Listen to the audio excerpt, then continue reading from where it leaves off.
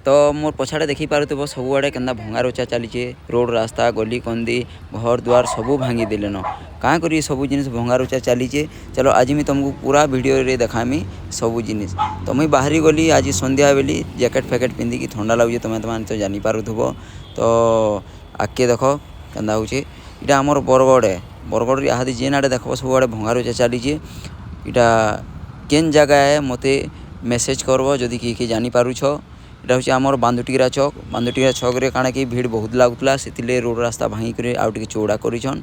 तो आगे आसला पर तुम गांधी चौक भी देखी पारबो। गांधी चौक केते चौड़ा कर दीछन सबुआड़े।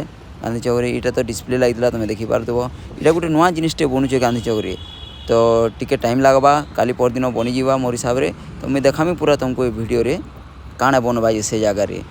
तो इटा देखी पारुथबो टाउन रो एंटायर गांधी चौक रो आमे टाउन आड़ के भीतर के गला बेले सबुआड़े जेन आड़े देखब क्रसर माने लागिछे ये आमर जेसीबी माने लागिछे ये चलीछे।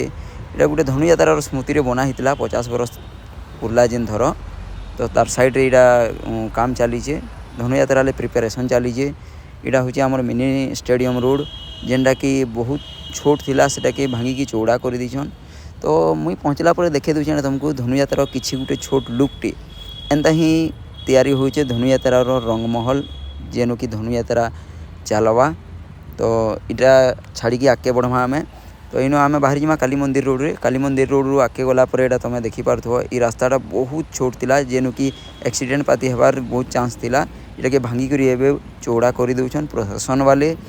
तो इनु पार्क रास्ता है तुम याडू जाइथिबो पार्क आसला पर एटा भी दीवाल भांगी करी सबुआड़े भांगी दउछन देखी पारुथबो।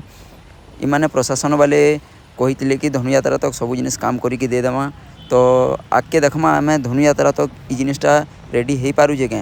तो एंता वीडियो मैंने देखवाले मोर चैनल के सब्सक्राइब कर।